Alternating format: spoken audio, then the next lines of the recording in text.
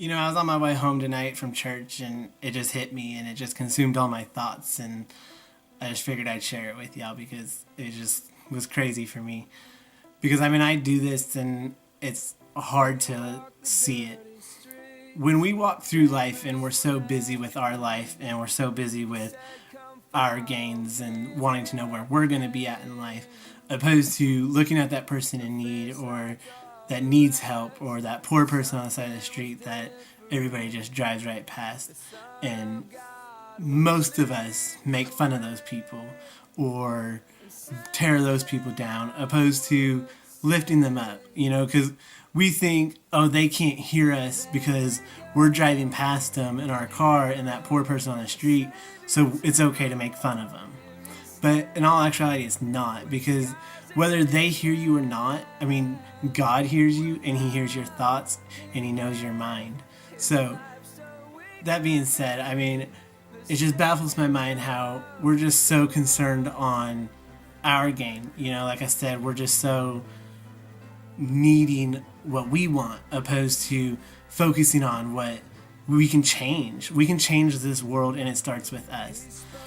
Do you think Jesus walked through the streets and said, oh, that person is too complex for me, or that person is too broken for me, I can't deal with you right now, I have to go deal with this? No, Jesus would stop and He healed the blind and He healed all these people. And guess what? You have that power. You have the power to heal people. Whether you know it or not, you have that power. With Jesus on your side, anything is possible. I read this Bible scripture when I got home, and it says, give freely and spontaneously. Don't have a stingy heart. The way you handle matters like this triggers God. Your God's blessing and everything you do, all your work and ventures, there are always going to be poor and needy people among you. So I command you, always be generous, open purse and hands. Give your neighbors in trouble your poor and hurting neighbors. That'd be Deuteronomy 15:10, and that's the Message version. So go out and give everything you can, because you're not promised tomorrow, but just think of how many lives you can change if you go out and give your all, give what you can. And I'm not saying go out there and give somebody on the street $100. No, that's not what I'm saying. I'm saying go out there and give that person on the side of the street prayer.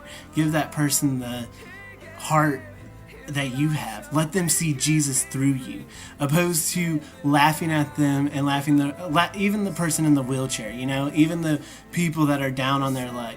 Don't tear them down with your friends. If your friends are making fun of them and laughing about their troubles and their poor, why don't you just step up and think, and I know it's so cliche, but think, what would Jesus do in that situation?